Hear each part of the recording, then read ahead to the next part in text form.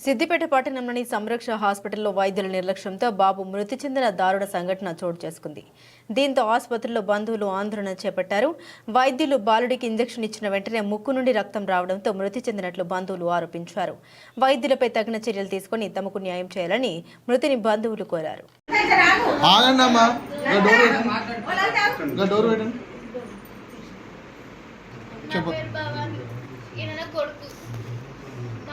Serious ఉందంటే వచ్చినాం. అంటే కొంచెం ఆక్సిజన్ ఇక్కడ కడుపులో కొంచెం డస్ట్ ఫామ్ అయిందంటే వచ్చినాం.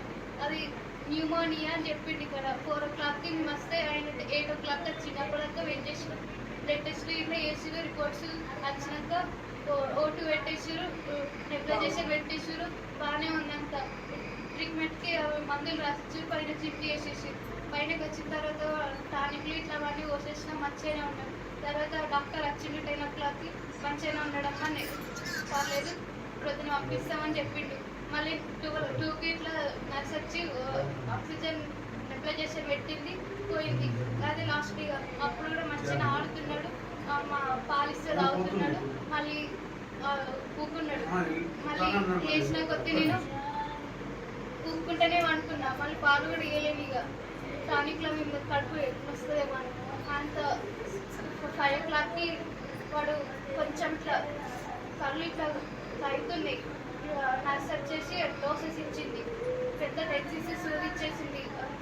క్యాన్లా నుంచి ఇట్లా ఇచ్చేస్తే అక్కడి నుంచి ఇట్లా అంటున్నాడు. ఎందుకు అట్లా అంటున్నాడు సిస్టర్ అంటే, పర్లేదు అట్లనే వేస్తాడు, కొంచెం నొప్పి ఉంటుంది, పెయిన్ ఉంటుంది అని చెప్పేసి. అప్పుడే కొంచెం నెగ్లెజేషన్ మళ్ళీ పెట్టగానే ముక్కులోంచి మొత్తం బ్లడ్ వచ్చేసింది. మొత్తం ఇట్లా ఇట్లా పెరుగుతుంది. మొత్తం వేరే అతను వచ్చేసింది. మొత్తం ఇట్లా ఆక్సిజన్ పెట్టి ఇట్లా నొక్కుతున్నదని అస్సలేదు. బయట ఐసీయూలోకి తీసుకుపోయిండు. గ్లాసెస్ ఇలా పెట్టి నొక్కుతా ఉన్నా కూడా రూమ్లో మొత్తం 86, 70, 60 ఇట్లా 68 ఇట్లా మొత్తం తగ్గిపోతూనే వస్తుంది. పెరుసని లేదు ఆక్సిజన్. మొత్తం ఇట్లా అయిపోతున్నాడు, మొత్తం చల్లగా అయిపోతున్నాడు. మొత్తం ఎంత చెప్పినా వేస్తలేడు. మొత్తం నూరుకంతా తీసేసినాక ట్రీట్మెంట్ ఇస్తారు, కానీ వాళ్ళు ఇవ్వకుండా మొత్తం అది ట్యూబ్ వేసినాక తీసేసినాక ట్రీట్మెంట్ ఇస్తారు. వాళ్ళు ఇవ్వకుండానే ఇట్లా మొత్తం అన్నీ చేసేసారు, మొత్తం చంపేసారు. అప్పుడు డాక్టర్ ఉన్నాడు కానీ సరే అమ్మ తగ్గిపోతుంది అనుకుంటేనే అంటుండు. ప్రొద్దున వచ్చేసి చేతులు ఎత్తేస్తున్నాడు. మేము చేయలేమమ్మా, సీరియస్ అయిపోతుంది, వేరే డాక్టర్లు కూడా ఏం చేయలేరు, వేరే కూడా పంపించినా బతకలేడు, చాలా తగ్గిపోయింది అని చెప్పేస్తున్నాడు. ఎన్ని గంటలకు చనిపోయింది అని చెప్పి మీకు 6 o'clock ఇట్లా వేస్తున్నాడు అని చెప్పగానే క్లాసెస్లోకి తీసుకుపోయి ఇట్లా ఓటు చూస్తుంటే అస్సలేదు. 70, 68 ఇట్లా పడిపోతుంది. మొత్తం పడిపోతున్న కొద్దీ ఆయన చెప్తుండు మాకు సీరియస్ ఉంది, బాగా సీరియస్ ఉంది, బతకడు అనుకుంటే చెప్తూనే ఉన్నాడు. ఎందుకు మరి సీరియస్ ఉంటే నైట్ చెప్పలేడంటే, నైట్ బాగానే ఉన్నాడు అని చెప్తున్నాడు. మరి ఇంతకు ముందే కూడా బాగానే ఉన్నాడు, మబ్బున కూడా మంచిగానే ఉన్నాడు, మంచిగా ఆడుతున్నాడు. నేను ఊకోబెట్టి మంచిగా పాలించి పడుకోబెట్టిన అయినా కూడా ఆయన ఆ ట్రీట్మెంట్ నర్స్ ఎప్పుడైతే వచ్చి ఇంజక్షన్ ఇచ్చిందో అప్పుడే కొంచెం ఇట్లా డౌన్ అయిపోతూ ఉన్నాడు. మొత్తం ముక్కులోంచి ఇట్లా వచ్చేసింది. అది ఎక్కువ డోసు ఇచ్చేసి ఇట్లా మొత్తం చేసేసారు. ఎక్కువ డోసు పడకపోవడం వల్ల మొత్తం కడుపు ఇట్లా మొత్తం పెరిగిపోతుంది. ఇట్లా మొత్తం పెరిగి ఆయన కళ్ళు ఇట్లా మూసుకోపోతుంది. నేను ఇక్కడ పీడియాట్రిషియన్లో పనిచేస్తున్నాను. నిన్న సాయంత్రం బాబుని తీసుకుని వచ్చారు, 8 months Babu. So 7 to 8 days నుంచి దగ్గు, దమ్ము, జలుబు, జ్వరం అన్నీ ఉన్నాయని చెప్పేసి అక్కడ ట్రీట్మెంట్ తీసుకున్నారు.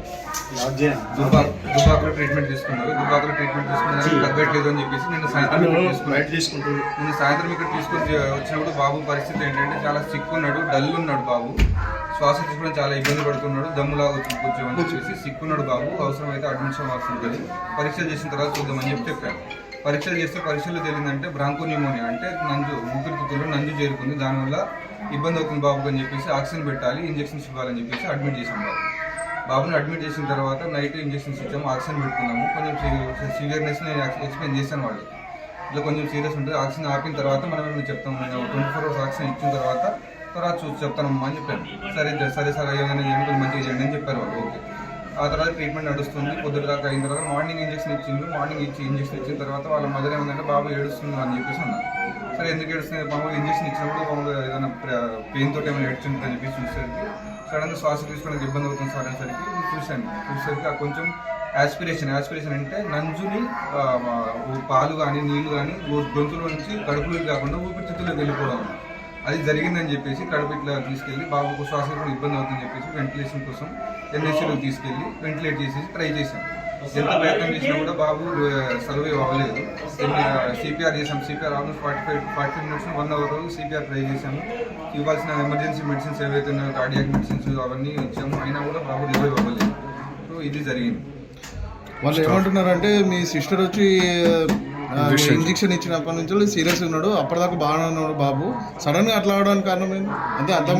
ఇంజెక్షన్ ఇచ్చినవి ఏవంటే నిన్న నైట్ ఇచ్చిన ఇంజెక్షన్స్ అవే ఇంజెక్షన్స్ ఇచ్చాము. అవి కూడా బేస్ లైన్ యాంటీబయాటిక్స్ స్టార్ట్ చేసాం. బేస్ లైన్ అంటే ఏదైతే న్యూమోనియాకి అవసరం ఉంటుందో ఆ ఇంజెక్షన్స్ ఎంత డోసులు ఇవ్వాలి పిల్లల వెయిట్ని బట్టి అంతే డోసు ఇచ్చాం. అవే ఇంజెక్షన్స్ ఇచ్చాం. ప్లస్ జ్వరానికి సంబంధించినటువంటి పారాసిటమాల్ ఇంజెక్షన్ ఒకటి, ప్లస్ అమాక్సిక్లావ్ అని చెప్పేసి ఒక ఇంజెక్షన్. ఈ ఇంజెక్షన్స్ ఇచ్చాం. వేరే ఇంజెక్షన్స్ ఈ ఇంజెక్షన్ వల్ల రియాక్షన్స్ అయ్యిందని వాళ్ళు అంటున్నారు. అలా అయితే మనకు ఫస్ట్ డోస్కే రావాలి, సెకండ్ డోస్ వరకు లేట్ అవ్వదు. అయితే వాళ్ళు ఏమంటున్నారు అంటే డోస్ ఎక్కువైపోయింది. సరే నిన్న నుంచి డోస్ ఎక్కువైపోయింది. డోసు వాళ్ళు తీసుకొచ్చి ఇచ్చిన ఇంజెక్షన్ 300 mg వాళ్ళు తీసుకొచ్చి ఇచ్చిన దాంట్లో 5 ml డైల్యూట్ చేసి దాంట్లో 4.2 ml క్లియర్గా ఇచ్చాం.